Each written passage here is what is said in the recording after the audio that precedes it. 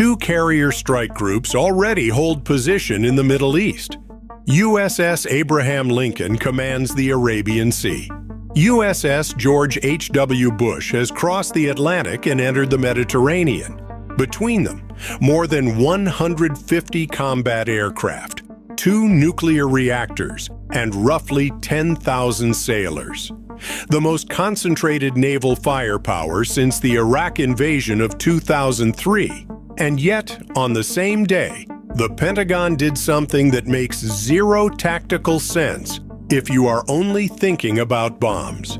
They accelerated the deployment of not 1, but 2 amphibious assault ships to the same theater.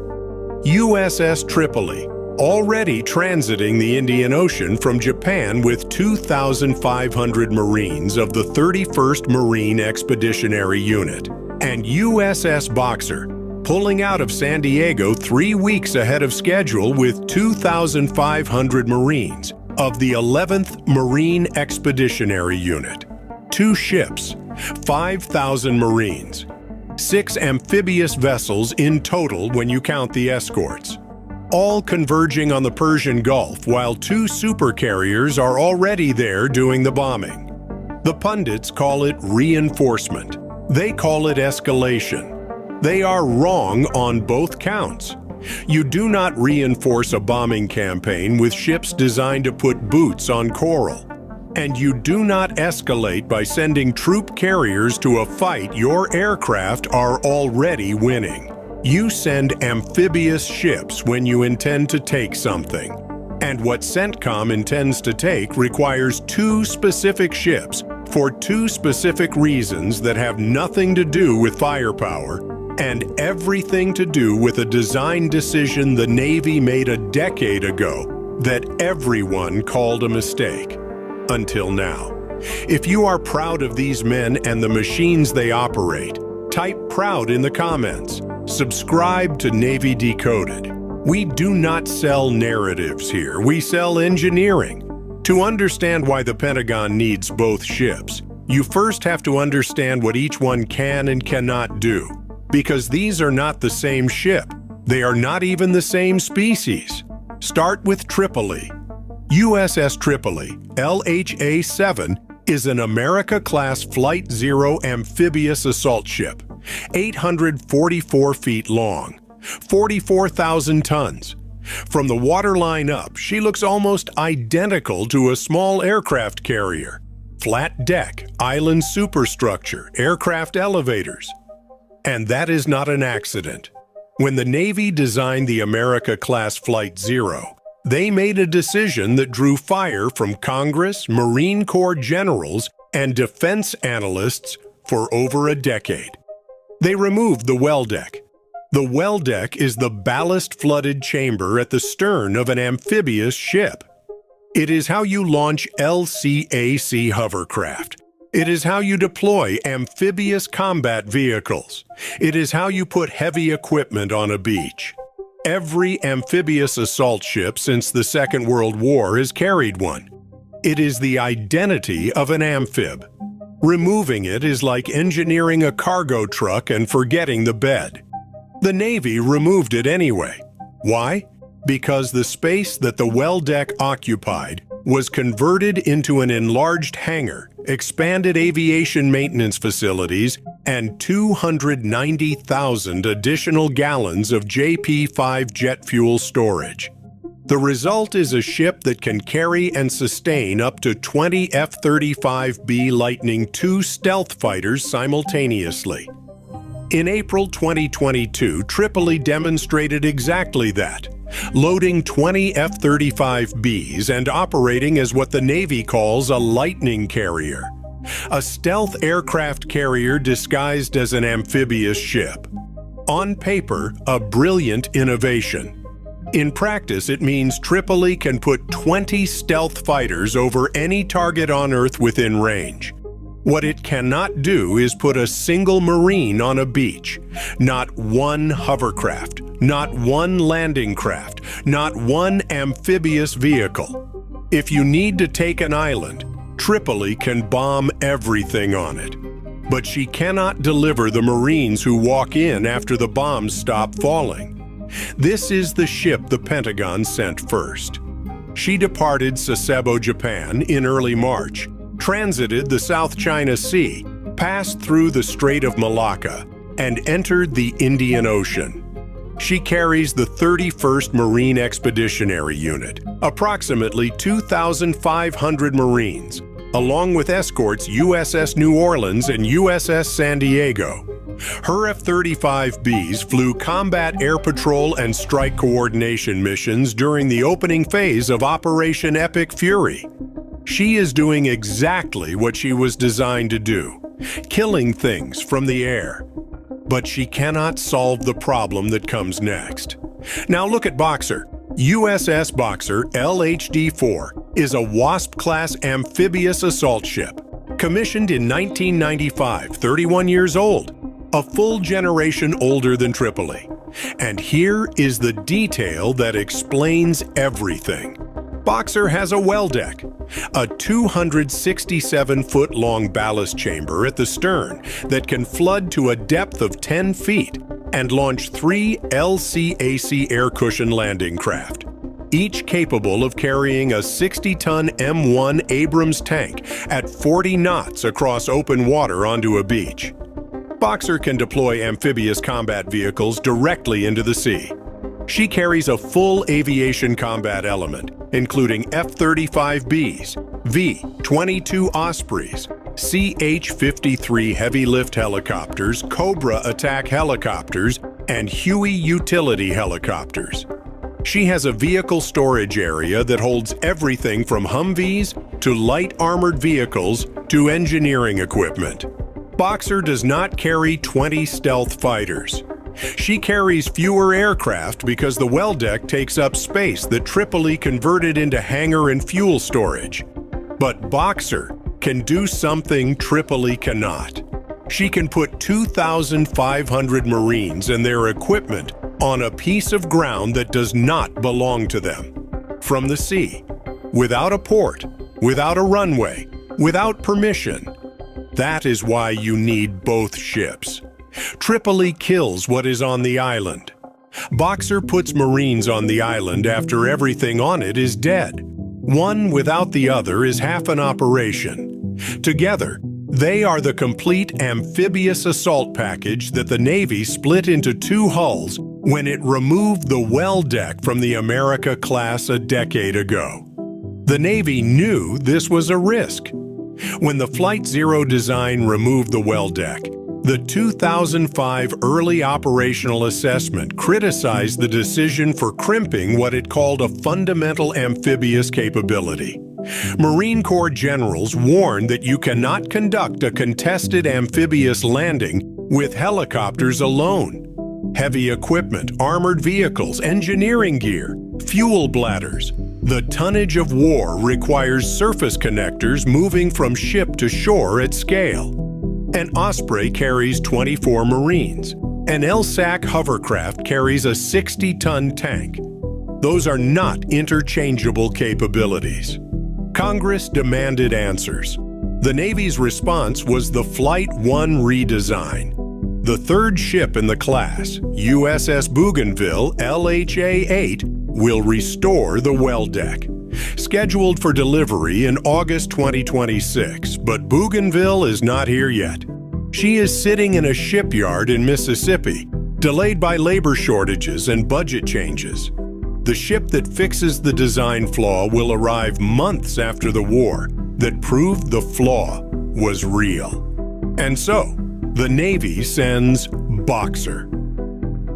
A 1990s ship carrying a 1940s concept, the well deck, that turns out to be the one capability no amount of stealth fighters can replace. The question no one is asking on television is the question that matters. What island? Pull up the map. Look at the northern Persian Gulf, roughly 14 nautical miles off the Iranian coastline. 5 miles of coral. Over 50 oil storage tanks, long jetties stretching into deep water where supertankers queue to load. This is Karg Island. 90% of Iran's crude oil exports flow through this single piece of rock. $53 billion a year in normal times. The economic jugular of the entire regime. The geology is what makes Karg irreplaceable. Iran's Persian Gulf coastline is mostly shallow, silty continental shelf. A supertanker draws 72 feet of water fully loaded.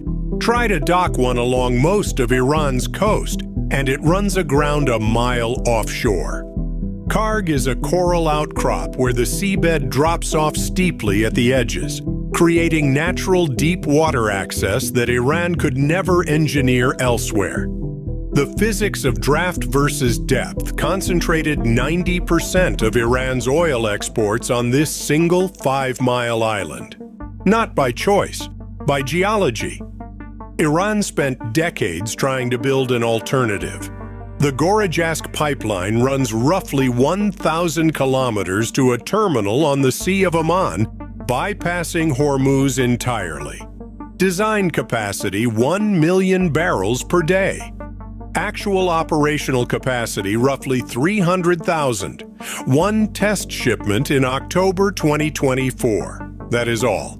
Iran never eliminated the single point of failure, and that single point of failure is now sitting defenseless in the northern Gulf. On March 13th, American strikes destroyed every military target on Karg.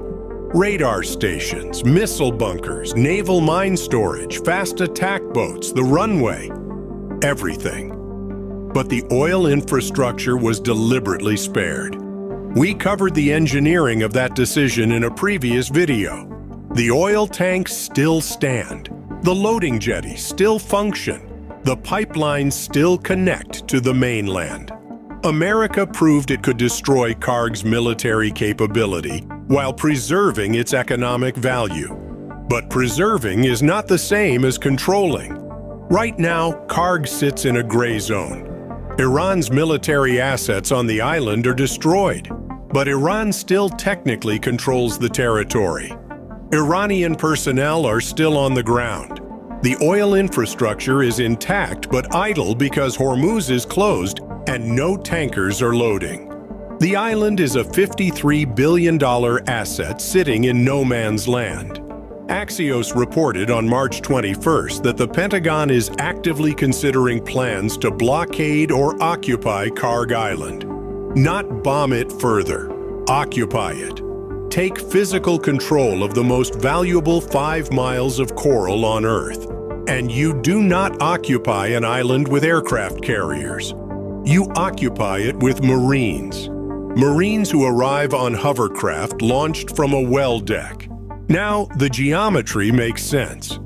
Tripoli arrives first. Her 20 F-35Bs establish air superiority over the island and suppress any remaining threats.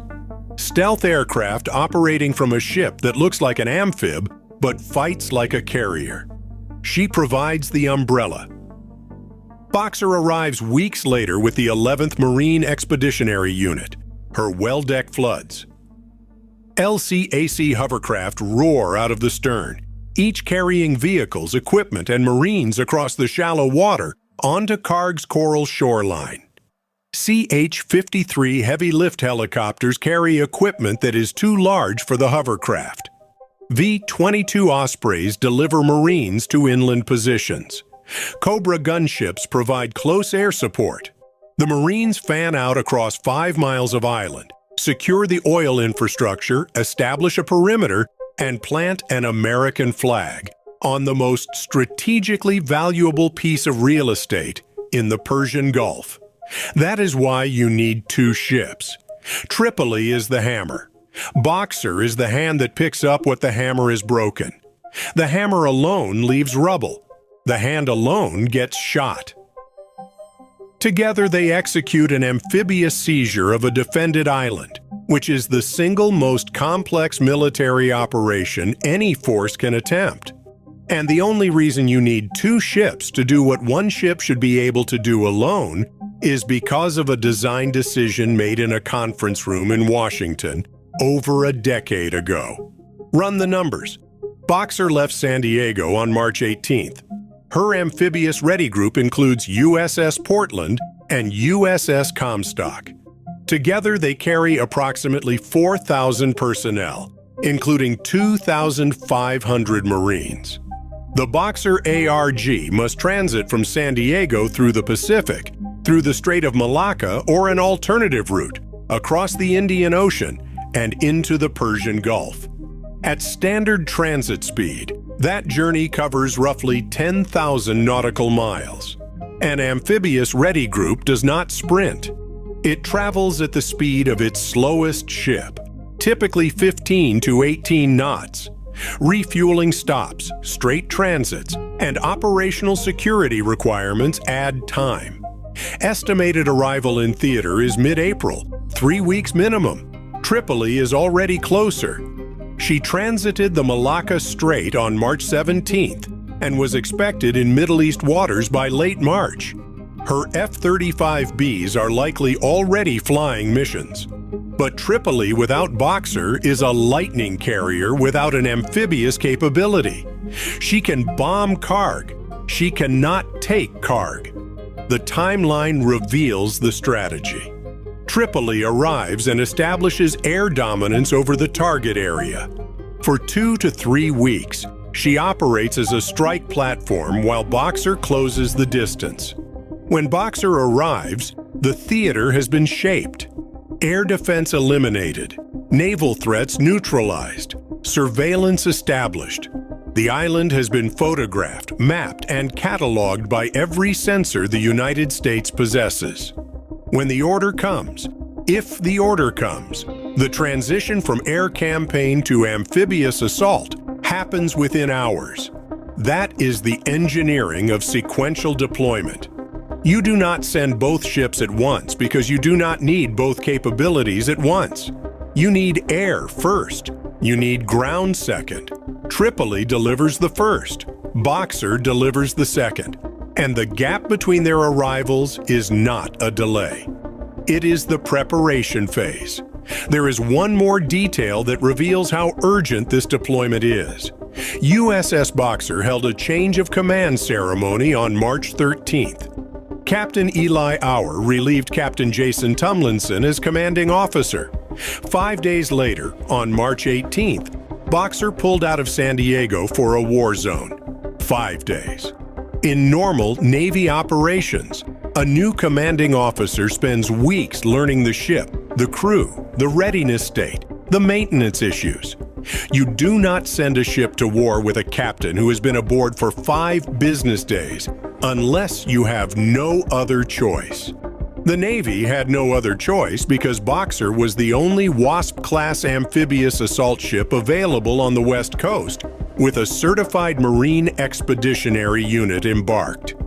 The deployment was accelerated 3 weeks ahead of schedule. The Marines shortened their leave. The crews cut their port time. Everything about this deployment screams urgency that the Pentagon's public statements do not acknowledge. And here is where the engineering loops back to the paradox we started with. The Navy has 2 supercarriers in the Middle East, the most powerful strike platforms ever built. Between them, they can put more ordnance on target than most countries' entire air forces. But carriers do not take islands. Carriers do not clear buildings. Carriers do not hold ground. Carriers do not stand on a piece of coral and say, "This belongs to us now." That is what Marines do. And Marines need a ride. Not just any ride. They need a ship with a well deck. A ship that can flood its own belly, open its stern gate, and push hovercraft onto a beach at 40 knots.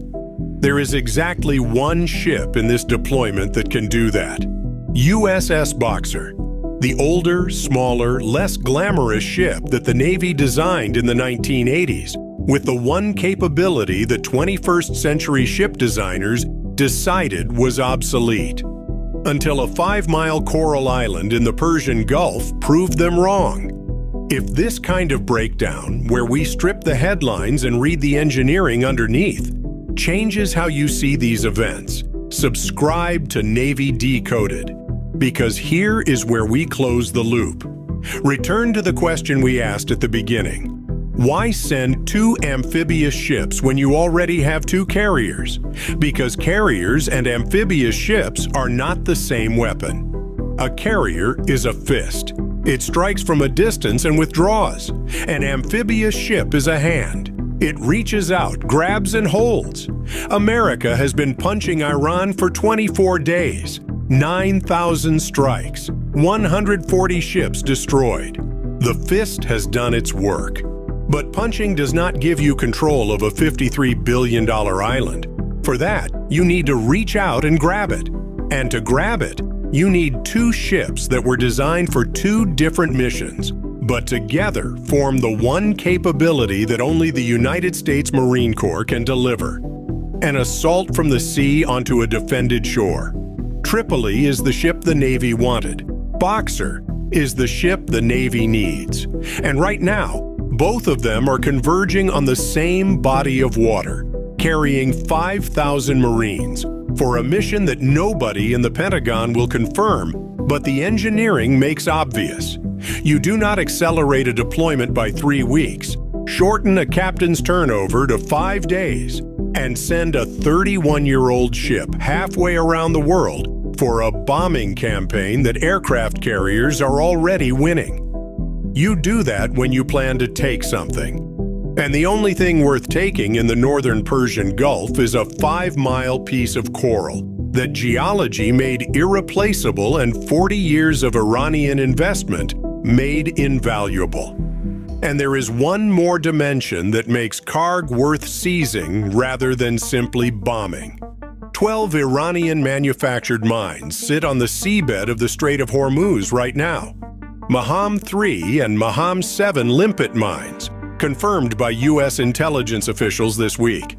Those mines are why Hormuz is still closed despite the destruction of Iran's surface navy. You do not need a fleet to blockade a strait. You need mines, and mines do not care that 130 Iranian warships are sitting on the bottom of the Gulf. If the United States seizes Karg, it does not just control Iran's oil exports. It controls the leverage to force Hormuz open. The message becomes simple: remove the mines or the oil never flows again. Not because America bombed the tanks, because America is standing on them. Occupation converts a military asset into a bargaining chip, and a bargaining chip is worth more than a crater. The carriers already proved they can destroy Karg. The question was never whether America has the firepower. The question was whether America has the will to hold ground. And the answer to that question is not found in the flight deck of an aircraft carrier. It is found in the well deck of a 31-year-old amphibious assault ship, steaming west through the Pacific at 15 knots, with a captain who has been aboard for 5 days and 2,500 Marines who cut their leave short for a mission nobody will name. The carriers are the fist, the amphibs are the hand, and the hand is closing.